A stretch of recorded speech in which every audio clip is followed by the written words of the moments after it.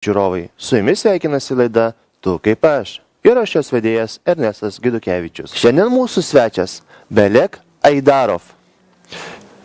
Mūsų aktuali tema, kas tai yra Kurban Bairamas ir Kurban Bairamo šventės reikšmė Lietuvoje. Be sužinosime, kur galima susipažinti su islamu Lietuvoje. Taigi, Assalamu alaikum wa rahmatullahi barakatuh. Sakykit, prašau, dabar įdomi sužinoti mums, kas tas yra Kurban Bairamas, iš kur tai Lietuvoje ir apskritai Kurban Bairamo istorija, ar galit apie tai plačiau papasakoti? Bismillahirrahmanirrahim. Innal hamdalillahi nahmaduhu wa nasta'inuhu wa nastaghfiruh wa na'udzu billahi min shururi anfusina wa min sayyiati a'malina. Man yahdihillahu fala mudilla lahu wa man yudlil fala hadiya lahu. أشهد أن لا إله إلا الله وحده لا شريك له وأشهد أن محمدا عبده ورسوله. The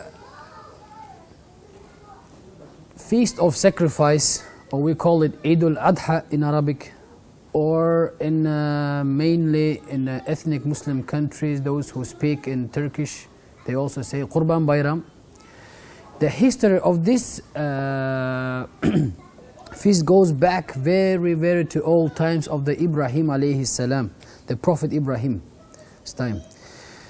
The history, it started a little bit, if we go back to the background of this story, that as we know, the Prophet Ibrahim, when his wife and son Ismail alayhi salam, when he was told to take them to Saudi Arabia, the peninsula. When he brought his wife and son, he left them. The son was little baby. When he left and was going back, he was asked, why are you leaving us here? That time he didn't say anything, he kept going. And when the next question was, are you living is it the order of Allah subhanahu wa ta'ala? And he said yes, and this is how he left. And that time, if we a little bit of this part, when she was alone and there was nothing apart from desert, and she was running from between Safa and Marwa mountains and looking for food. This is how everything started. But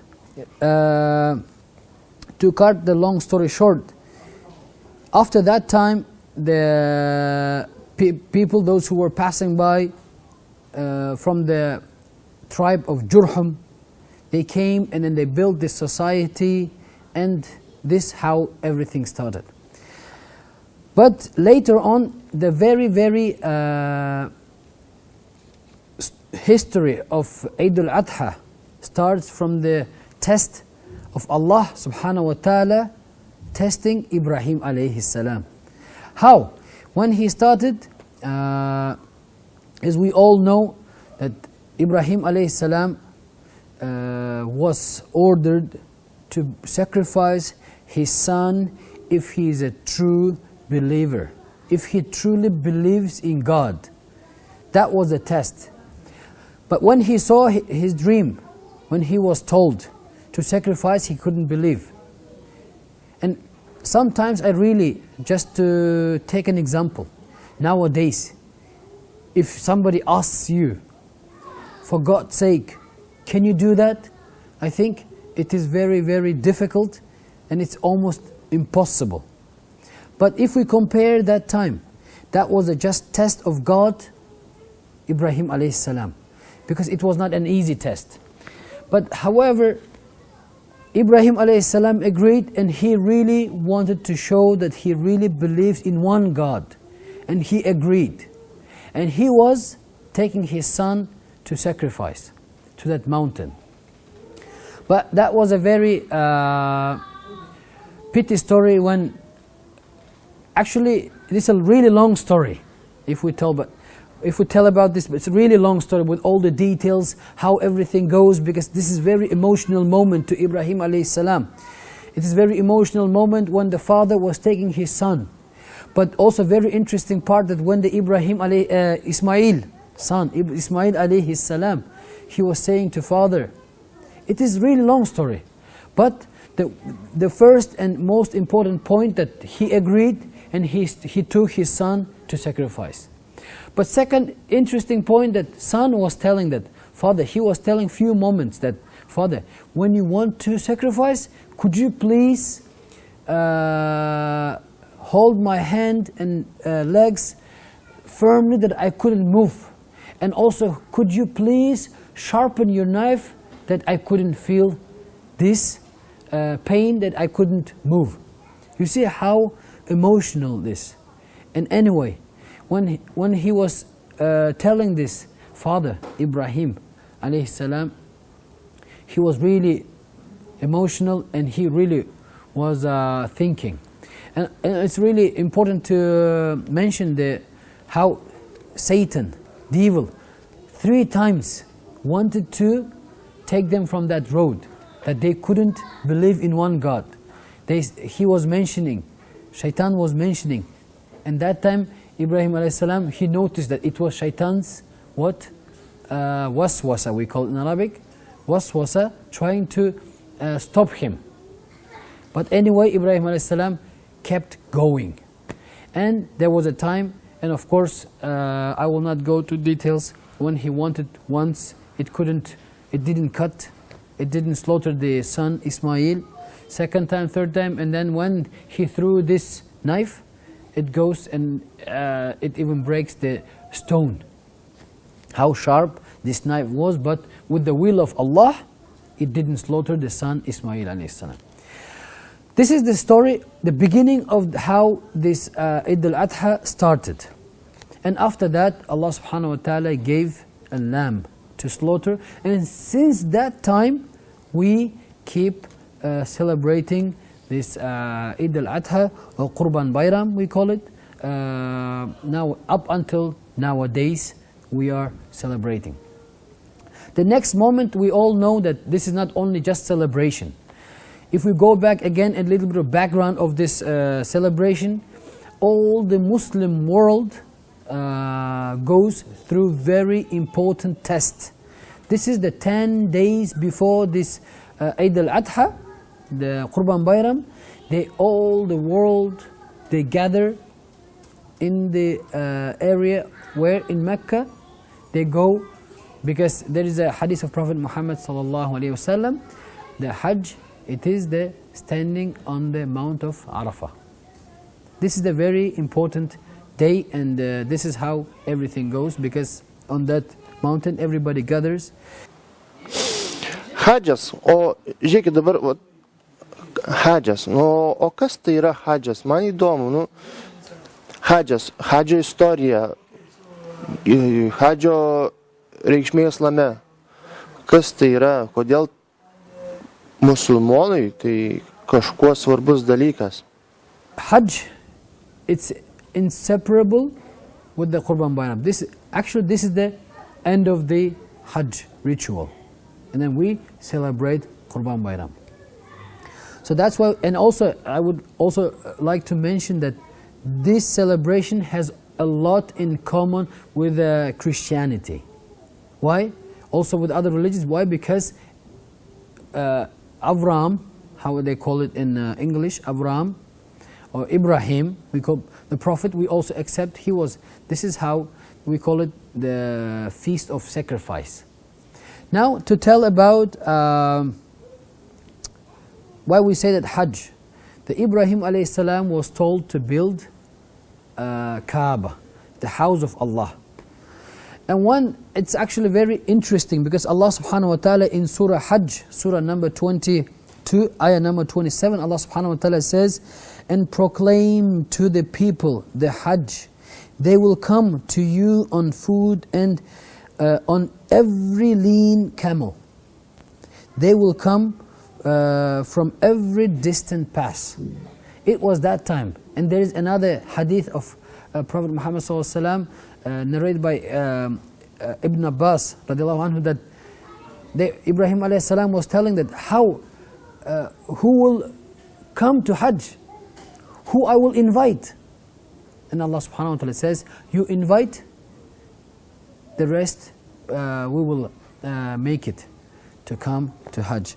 Because as I said, this it's very connected. Hajj time, Qurban Bayram, and Hajj. Where do we make Hajj? To Kaaba.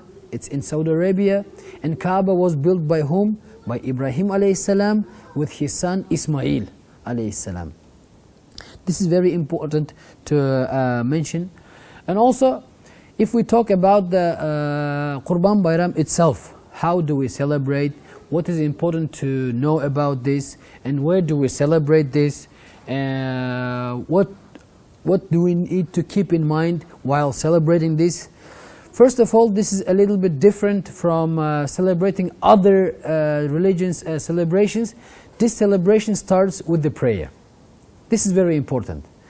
This celebration starts from early morning in each mosque when the day of Eid al-Adha, early morning, after it's the last day of Arafah, day finishes. The next day is the celebration of the Eid al-Adha. All the Muslim world are gathering in the mosques or in the squares, outside in the parks, and then what they do, they pray. Because this is the massive. Because in Islam there are only two major celebrations. One of them is Eid al-Fitr, we call it. This is when the month of fasting finishes. And the second one, after 70 days, when the Hajj finishes. So Muslim world goes through the huge test every year. And the Qurban Bayram is the celebration when people go through this test of Hajj. So what they do, first thing what they do, they go to pray. They go to pray 2 rakat of prayers in the mosques, and after that they are allowed to sacrifice their animal. And of course, we are allowed to sacrifice cow, bulls, and lamb, and other animals. But we need to know that it is only after the prayer. If you sacrifice before the prayer, it is not accepted. So after the Qurban Bayram prayer, after Eid al-Adha prayer, all the world Muslims, they go to celebrate. Qurban Bayramo šventė tai yra aukojimo šventė, bet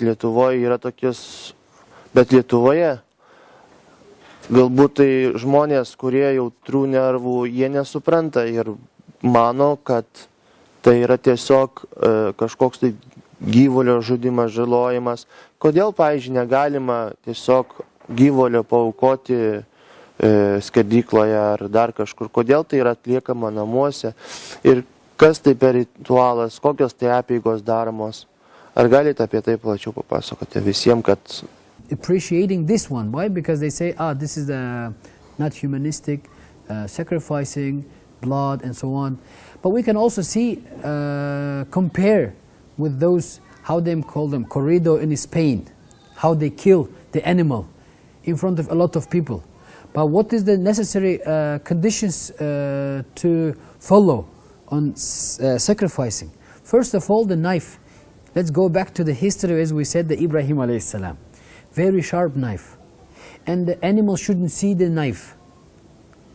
And next point, that this meat of sacrifice is going to the poor people.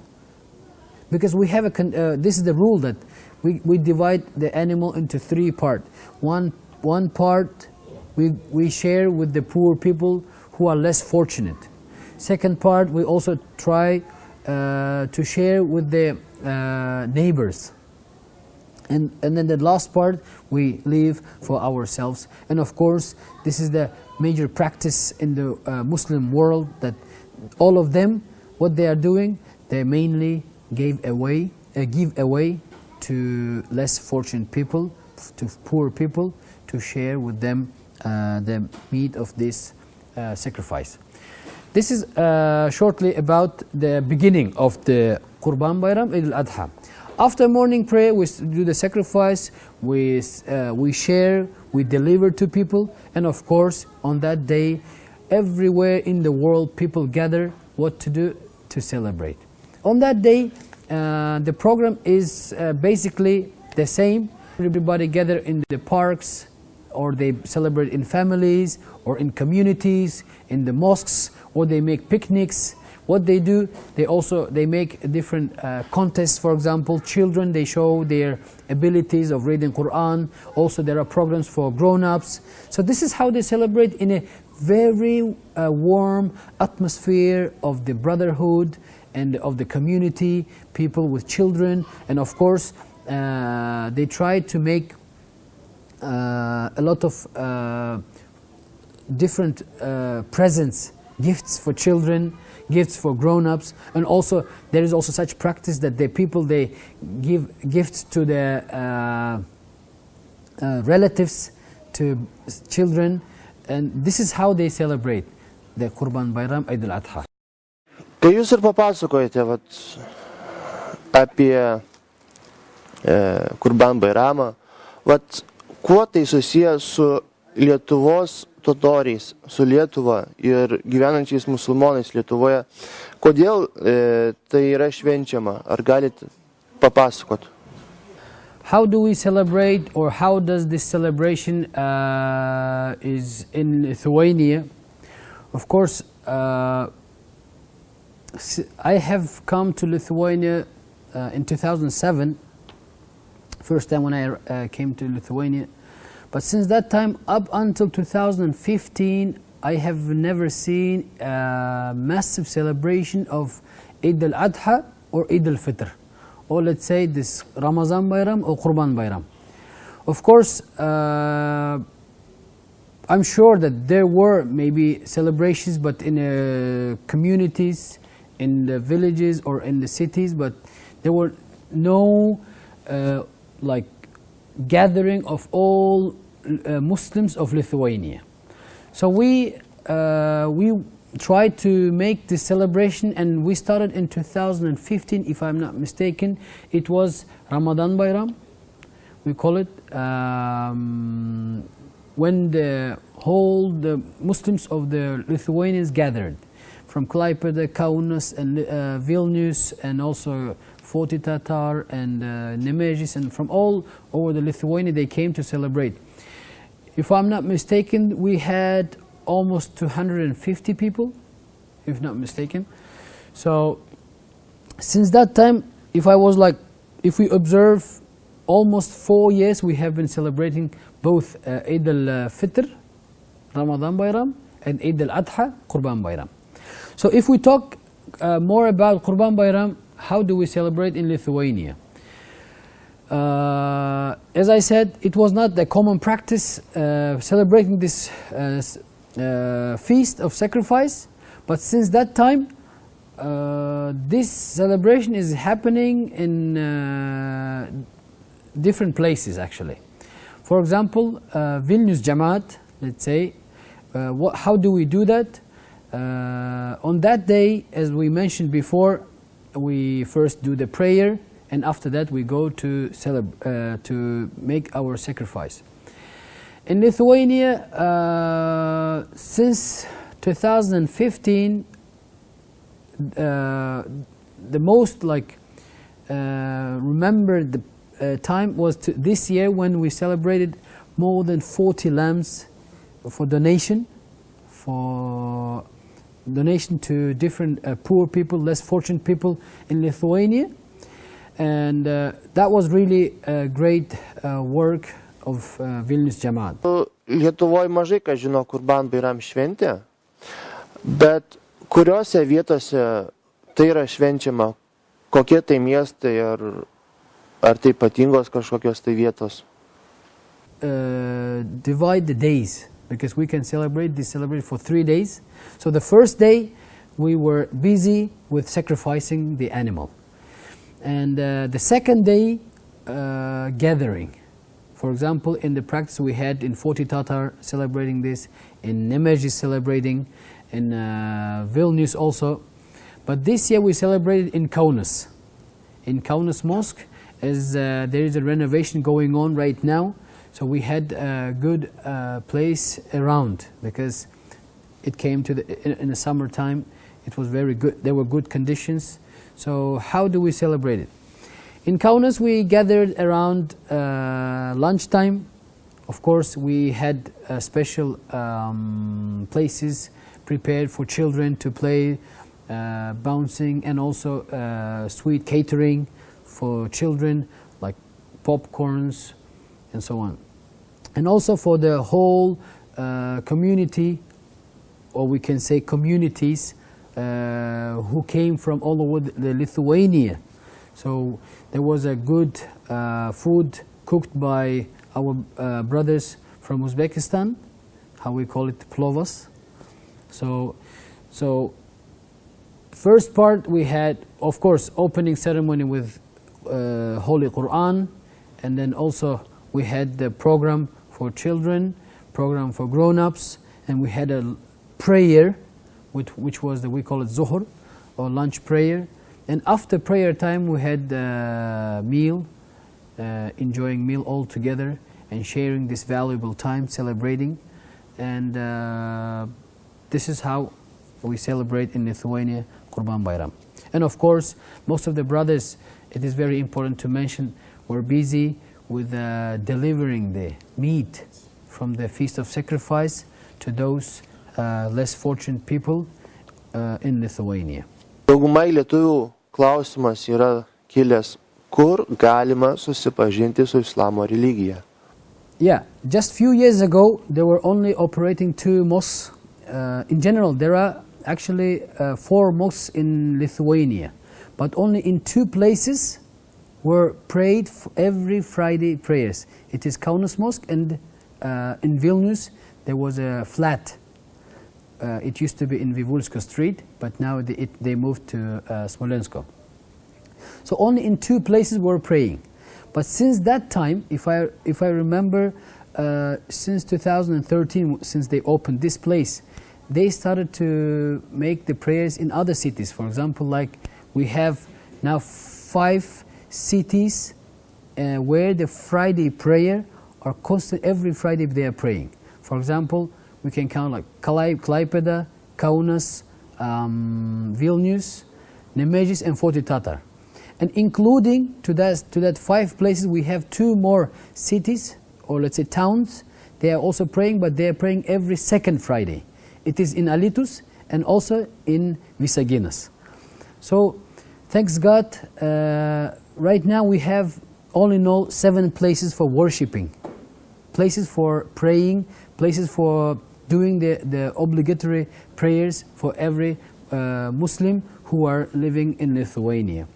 And of course, is it possible to learn for other non-Muslims, or is it possible to participate in those celebrations like Kurban Bayram? Yes, it is possible, and it is actually a very good opportunity to get to know more about Islam. Unfortunately, nowadays some people are judging Islam looking at some Muslims who are not really following the true religion of Islam. But yes, it is possible, and we have been inviting since we started celebrating. We every year invite also non-Muslims to see how do we celebrate. Also, we try to share the very delicious food, like as we said, plovas, and Alhamdulillah, it is year by year it is improving, and every year we notice that how many people are coming to those celebrations like Kurban Bayram or Ramadan Bayram, or we say Eid al-Fitr or Eid al-Adha. Nowadays, if there are people who are really interested in learning, finding out more about Islam, we have Islamic Center, which is located in Vilnius, Smolensko Street 19, or also in Kaunas. Also, everybody can contact the people who are living in specific towns or cities. For example, in Klaipėda, we have also Imam, in Kaunas, in Vilnius, Nemėžis, or 40 Tatar, or in Visaginas, even we have representatives who are trying to help and support Muslims that they could pray their Friday prayers.